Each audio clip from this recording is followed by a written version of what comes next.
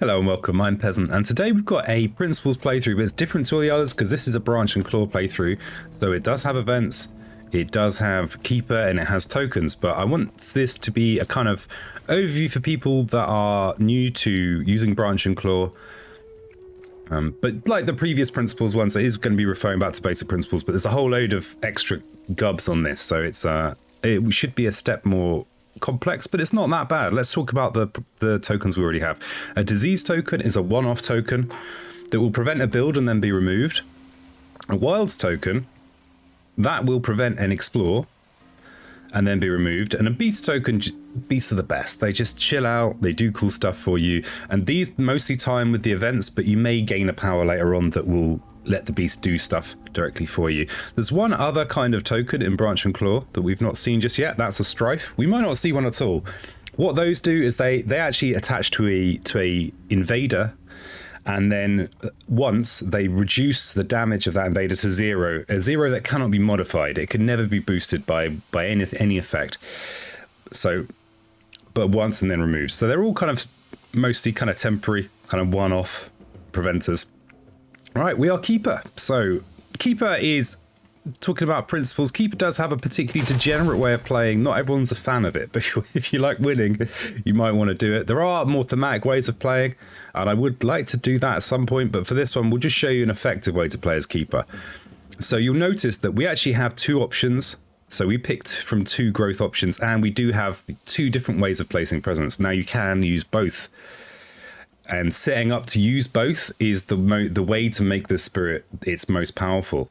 Not everyone likes doing it, but this is what I'm going to be doing on this run. So how? This one here costs 3 energy. So you need to actually have this energy in the growth phase to use this second ability to gain a power card and place a presence.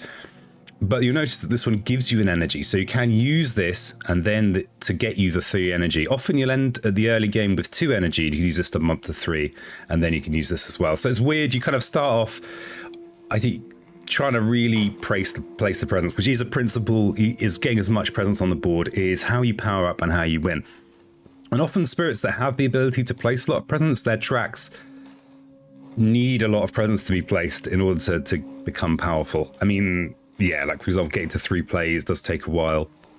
But, okay, that's that principle. We've got some cards in our hand. This one really values our sacred sites, because it does more damage for the more sacred sites in or adjacent. This card is your typical... It's not great. Honestly, it's alright. Bit expensive for what it does. This is your typical candidate for forgetting. But yeah, principles, not everything. So... Turn 1, what do? We want to always be placing presents if we can. We actually can't, there's no way we can place this present here because we just don't have the energy to pay for the cost. And we do have a power card gain. So we do this first. You always look at the new information first. It's the golden rule of card games. So we'll have a look.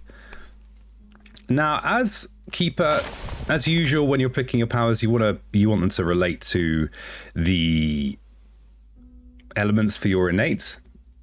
I don't think it's that important for this spirit particularly because they just have such strong tracks, but it's still worth doing because this is bonus free damage. So we particularly like having sun and plant. We don't have any sun plant cards here, so nothing jumps to mind for that reason. But then we can look and see, does anything help us with the board? Let's see. So we've got these mountain builds.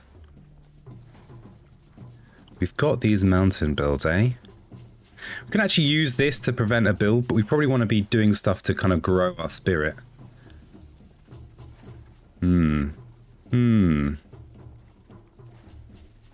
it is a bit awkward for us to place presents until we unlock the ability to use this, because this requires our own presence or wilds, and wilds are kind of flimsy, you know. We will get to place wilds with this ability here, as long as we have a plant element. But these can be removed by an explore, so our expansion can be somewhat limited. Yes, it's not an ideal selection. Let's go with... I'm just going to pick a card that I like. So this is what a lot of people that play a lot of this game would call forget fodder. As in, well, it's probably not going to do a lot for me, but that's not a big deal because I'm going to be getting a major power later anyway. Okay, we've now got a first choice, and because we want to be prioritizing our presence placement, we need the energy to make that dream happen. So we go for sun, and this is the only place we can play at the start on this board because this is the only place we have presence or wilds. Okay, so we have 3 energy to play with, and this is just what people do turn 1, because it means we get to do spreading wilds, which we can use to push an explorer away. And again, that's good. Say again, I've not mentioned it in this video, but basically if we can push an explorer out of a land that's explored, then we could prevent a build chain, and that is just a very efficient way of keeping your invaders in check.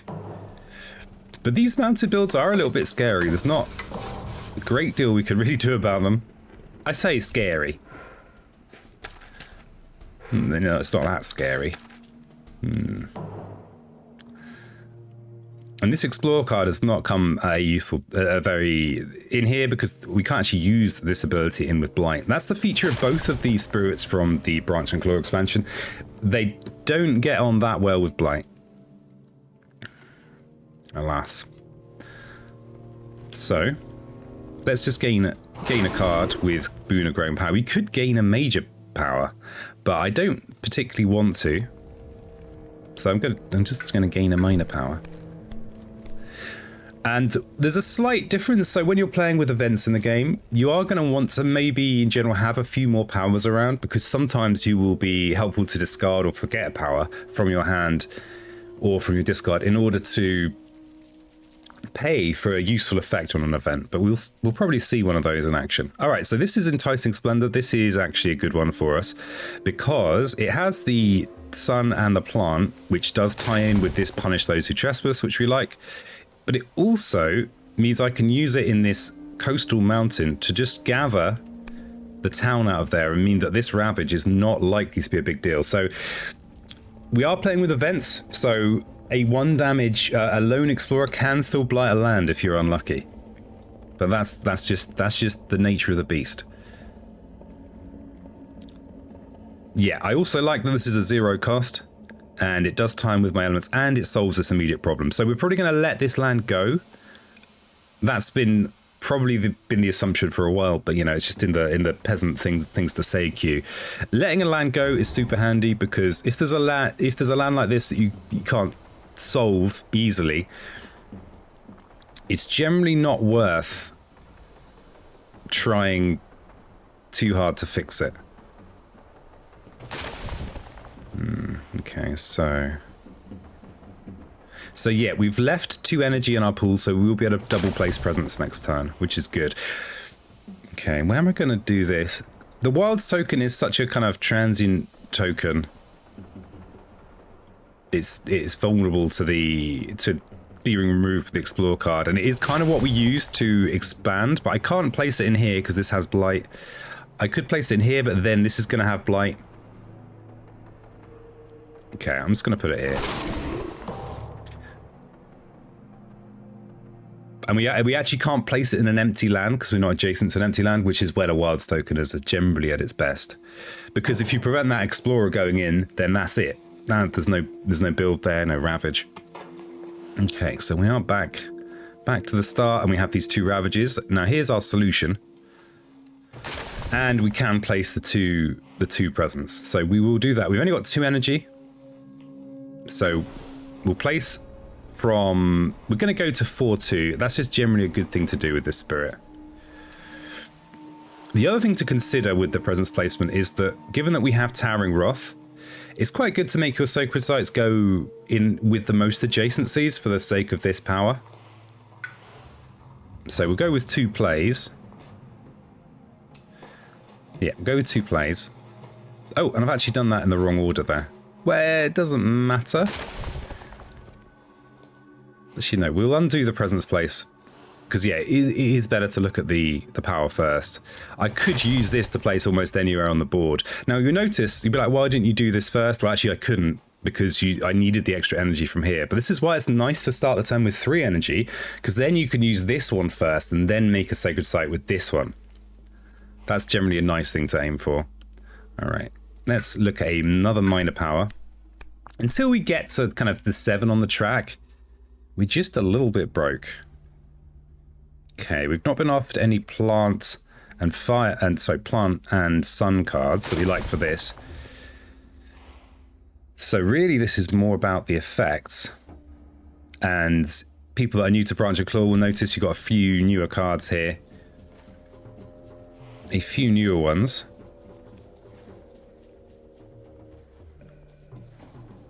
This is an interesting card. It lets you play another card, which in solo basically means you can give yourself these extra elements, which you might want. It's kind of interesting. And we do like having these elements potentially. I think I'm going to pick this, but again, this feels more like forget fodder than something I really want. Okay, so we could place a presence anywhere. And this turn, I want to use Enticing Splendor to drag this town out so that this Ravage is no longer a problem. Probably. Bear in mind, we're going to have our first event in the Invader phase this turn. And it could boost the damage from that Explorer, but that's just how it is sometimes. Okay, what I think I'm going to do is I'm going to place my presence actually up here. We don't need a Sacred Site this turn. Yeah, we don't need a Sacred Site this turn, so I'm going to place up there because it means that I'm going to be a bit more flexible for future presence placements. And I now can target, I'm in or adjacent to every land on the map, which is why I like to have that flexibility. Okay, here's our Enticing Splendor to deal with this land, and then what do we want to do? We've got a build here. We could actually prevent it with Right to the Land's Rejection. Or we could yoink the Blight from underneath there. Let's prevent it. We've got no great advantage to... I mean, we could remove this Blight, and given that this land's going to Blight, it would kind of keep on top of things. But I'm gonna go preventing the build. I think you could do either. No big difference there, really. So we'll entice, and we could entice into here or into this jungle. The beasts sometimes help out. So I think I'm going to bring in with this beast rather than into this sounds. So I'm going to gather that town in. So now that 3 damage ravage down 1 damage ravage. So we should be good in there. And then I'm going to use this to prevent the build. We won't get the fear from it, but I think it's still useful. Because this land has the Blight in, so it's a kind of high priority to address. Sometimes it's right to ignore a land with Blight in, but if you can, it's good to sort it out. Okay, so here's our first event of the game, and you'll notice it's got a top bit and then these bits at the bottom. So this is basically how beasts do stuff. They don't do anything outside of these cards, or if you have your own powers. And then you've also got a Dahan event. There are other kinds of bits on the bottom as well. And you'll notice here that there's a healthy island effect and a blighted island effect. The blighted island effects are often quite nasty. You've got a much more incentive to keep the island healthy than usual. For example, I mean, look at this one. Perform a ravage step for 1 terrain, not shown under any invader action, but you can prevent it by destroying presence. So that's a key principle when you're talking about events, is that if you might have been a bit careless with your presence in base, which I think I'd fit into that category, every presence becomes useful because you can use it to save yourself from really bad consequences once your island is blighted. So you've got more reason to look after your presence. Okay, so we've got this effect. So when exploring once per board, place a town instead of an explorer. Okay, no big deal. So that's just telling me, and then we've got to add a beast to a land without blight that has a town, and then Dahan are going to get some defend. So that's something else you see with events. Sometimes you do get some bonus defend with your Dahan. A bit like fear cards sometimes help out in the Ravage. So in this case, this coastal mountain that I was fretting about actually would have been fine. Okay. So we get to add a beast. I tend to prefer spreading my beasts around in multiple different lands. But generally having beasts in with invaders is better, generally. Okay, so now we have the Ravage, so that one is fine, but we do get a blight in there. And we have a wetland build, except this central wetland is prevented thanks to rights of the land's rejection. And we have a sand. It's asking me which one to explore because one of these is going to get a town and one of them is just going to get an explorer.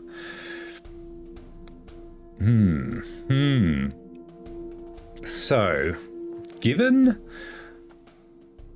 that this is on the coast and it has a disease, I'm actually going to put the town in here because it's getting wiped out by that wilds token. I actually started saying something which was wrong. I'd actually forgotten the wilds token was there. Just full disclosure. So that town just got absorbed by the thing, but you'll notice that the town popped up there. Actually, yeah, this is a bit rulesy, but that's just how it is. You can't prevent the town placement because one of the explorers will become a town. So yeah, I've actually looked that one up before. Okay, so we've got a chance to push an explorer.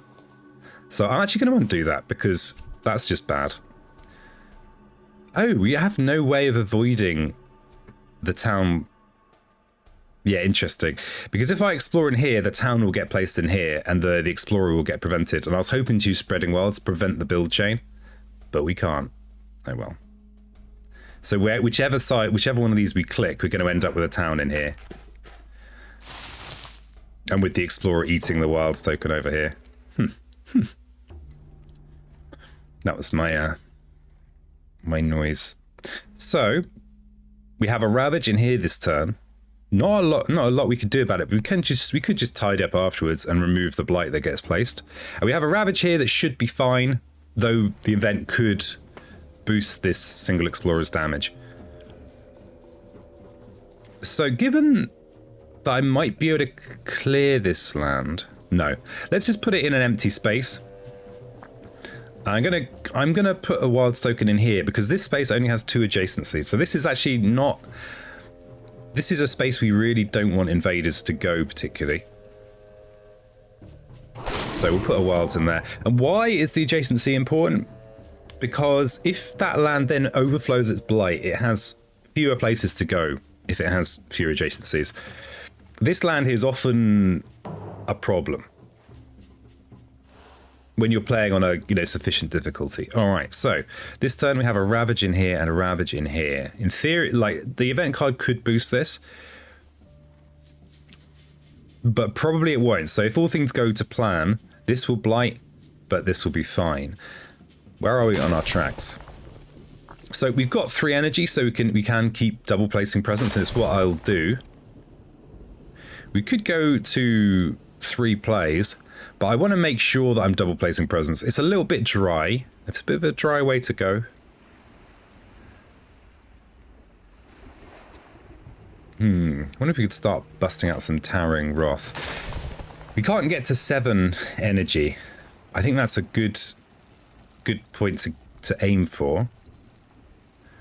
Because at that point, we can start really playing expensive cards and still mostly get our double presence placement. Yeah, and a general principle as well about delaying the reclaim still really applies to Keeper, because if you can place 2 presence, you're still in a position where the reclaim is a weaker thing for you to be doing.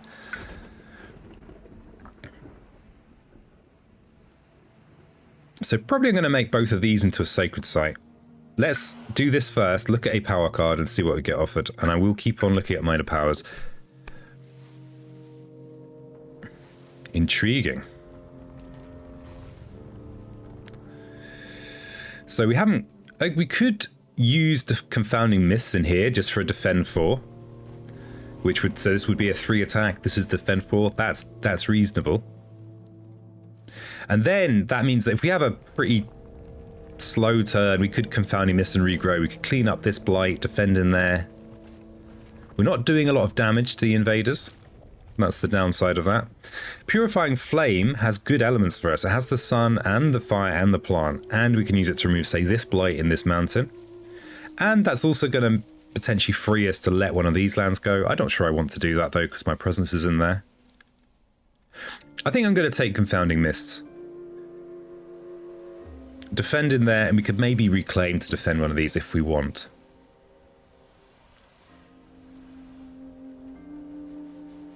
But I think this is, you could make a good case for Purifying Flame here as well. Okay, so we want to get that energy up. Let's make a Sacred Site here. Now we've got sacred site coverage of the entire island, i.e. we're in or adjacent to every single space on the island. Here's a little thing that keep the easy forget rule. When you create a sacred site, you push all Dahan from land. It's actually kind of useful. I tend to like having my presence in with Dahan when I'm playing with events, because some of the events will benefit you for being in with Dahan. Now, Keeper's kind of grumpy and doesn't really allow that. Let's push this Dahan into here so it can counterattack this turn. Counterattacks are one of the most effective ways of removing invaders in the game, as in for the price, which is just generally it's playing a defend card. Very cheap damage. Okay, so we've got another opportunity to place presence. I'm going to go with this because it means we can get to 7 more easily. And this one here is with wilds of presence, so I'm just going to make this into a sacred site as well. Okay, so we could spend up to 4 energy and still get our double presence placement. So let's defend in here. We could start doing some smackdown. For example, we could Towering Wrath to destroy this city. This disease token here will prevent the town build that's going to happen. We even get to do a bit of punish those who trespass. That seems reasonable.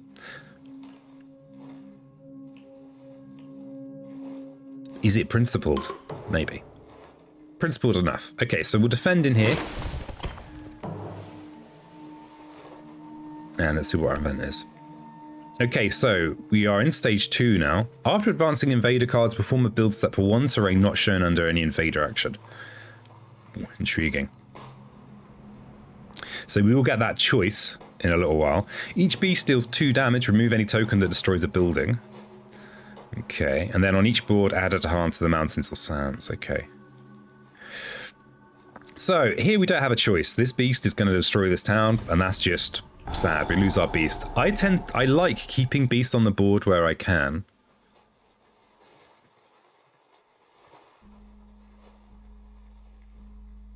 Because they will give you bits of fear over the course of the game. They'll take out explorers. I do favor keeping them. And so I might change direction here. Maybe I could partially damage this city and actually clear this land with Towering Wrath instead of targeting here. The trouble with that is that this land isn't about to ravage. This land is going to ravage next turn.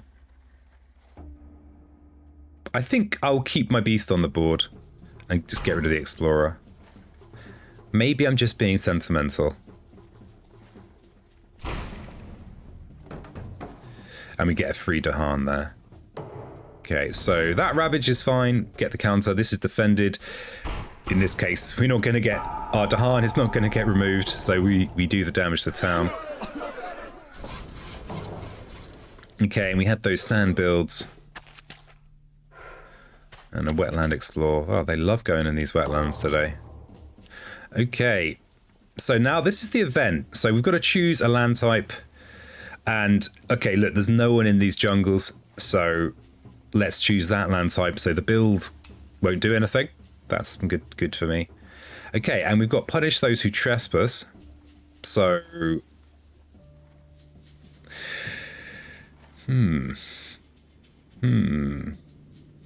Interestingly, we could combo punish... Oh no, we've only got one sacred site here. Never mind. So I think here we just deal with the upcoming ravage. So I think I'm going to punish those who trespass in here and take out the town. And Towering Wrath in here and just clear that land. Clearing this land is tempting. But this is going to ravage soon. So yeah, we'll leave that land as it is.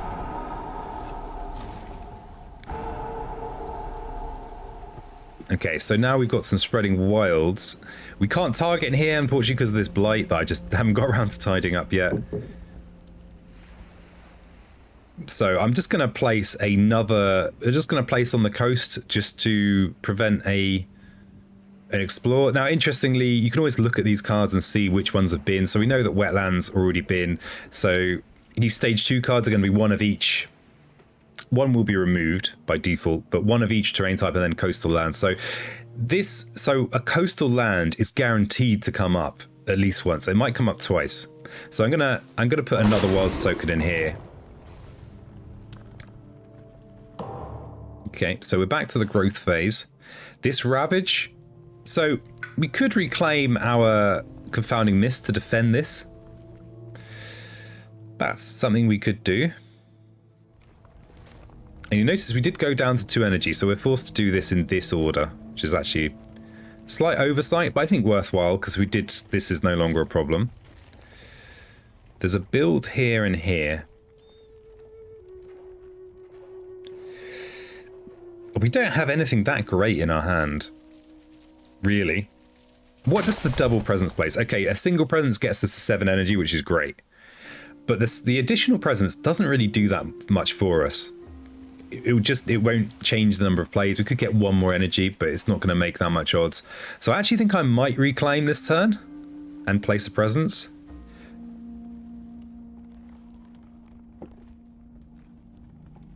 And we could start smashing down in these lands.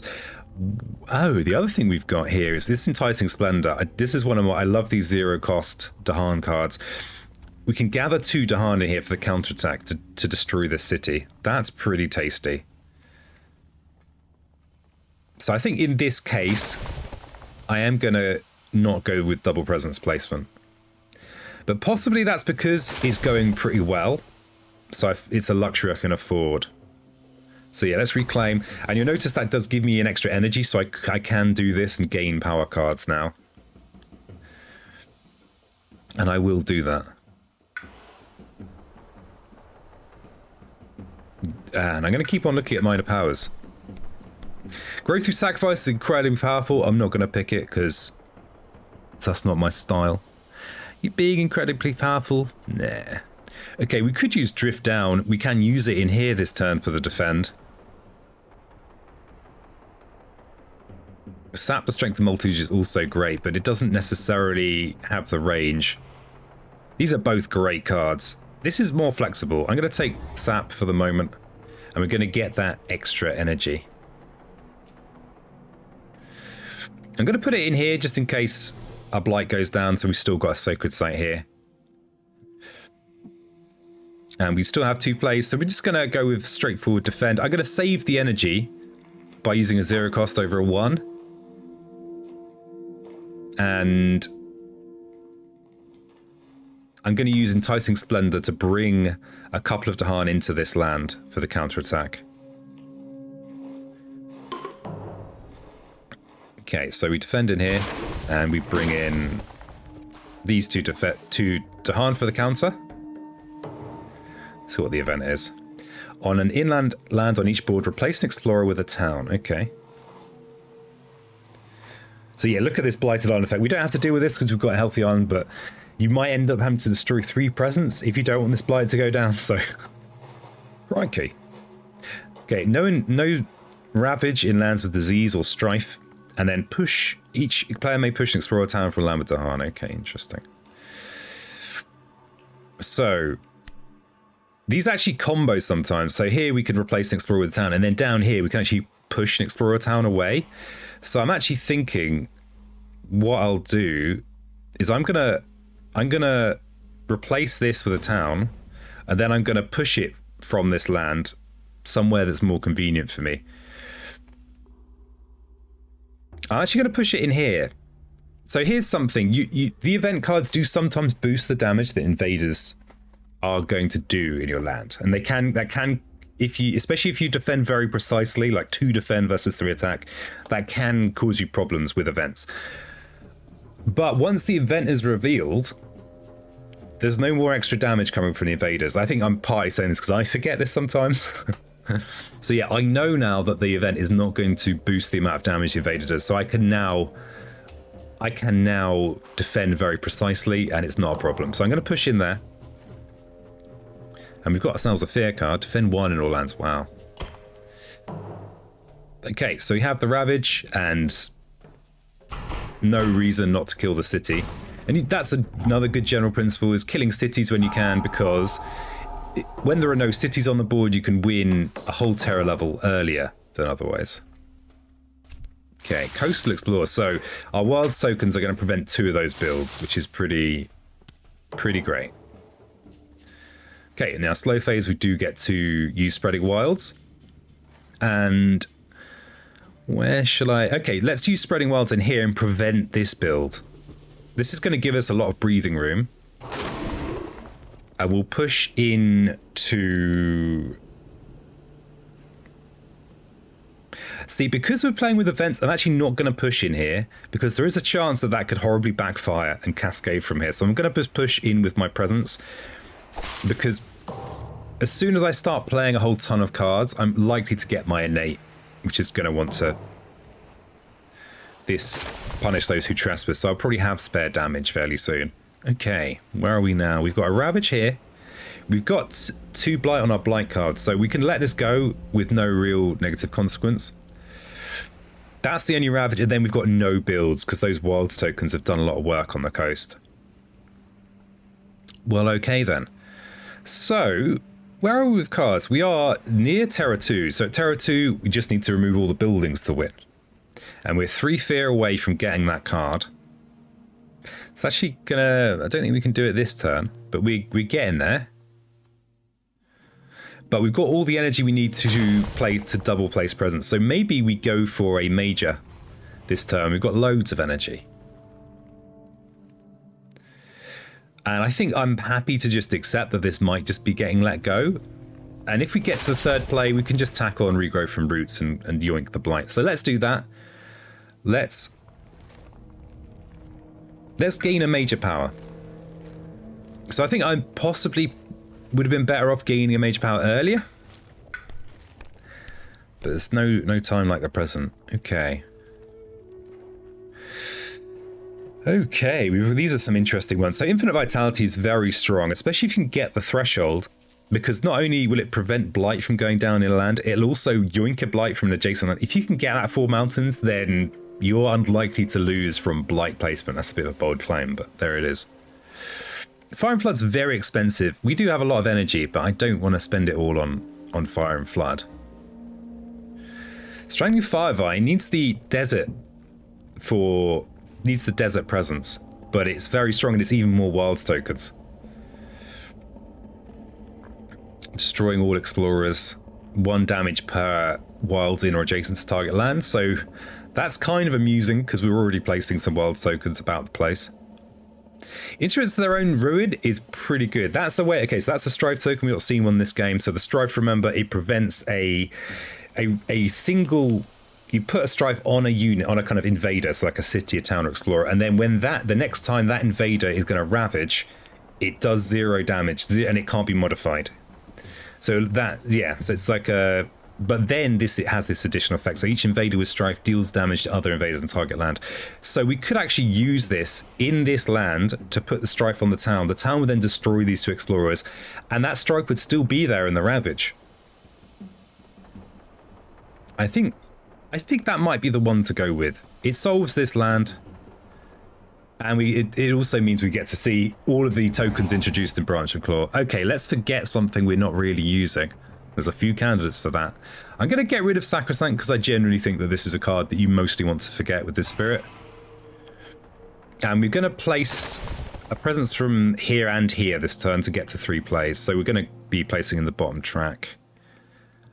And let's place around here so that we can maybe mob this with Sacred Sites for the sake of our Towering Wrath. There's now a Towering Wrath and there will be 6 damage and we'll clear it. Okay, we'll use instruments in here to strife and destroy these explorers. We can Towering Wrath to clear this land, and there's not a lot left to do. There's no builds this turn because there are no explorers in those lands. So, what's a good... I guess just do more damage. We've even got Punish Those Who Trespass. I wonder if I can smash this land. Let's take Rouse the Trees and Stones.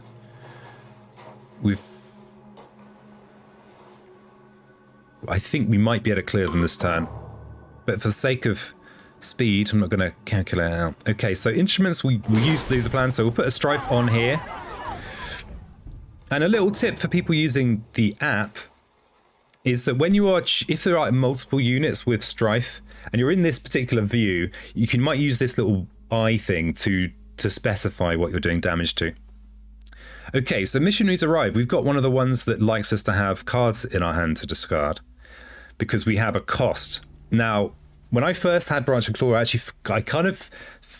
didn't read the right rule or something. But basically, this energy here, you can either pay actual energy or you can discard a card with a matching element for 2 energy from your hand, or you can forget a card for 4 energy. And that's why I tend to like going for more minor powers with events in the game, just because then you can basically pay nothing for this or much less. You almost always want to pay the cost. So, because this is going to add a disease to land with cities, 2 fear we like, and cities do extra damage in the ravage. The next ravage doesn't feature any cities, so I think this is a fairly easy choice. In fact, we've already got 3 elements. That's another thing I'd missed, is that your elements that you have count. So we're going to curse those tongues, and we're just going to discard something we're not using. Let's discard that. So we get our extra fear. We don't get that other benefit. And we get a fear card. Each player chooses a different land with Dahan. Invaders take 1 damage there. Wow, a damage? A whole damage? Crikey. So the Wetlands Ravage. So that did 0 damage, and now the Strife is gone. And we are into the Explore, so Jungle Explore.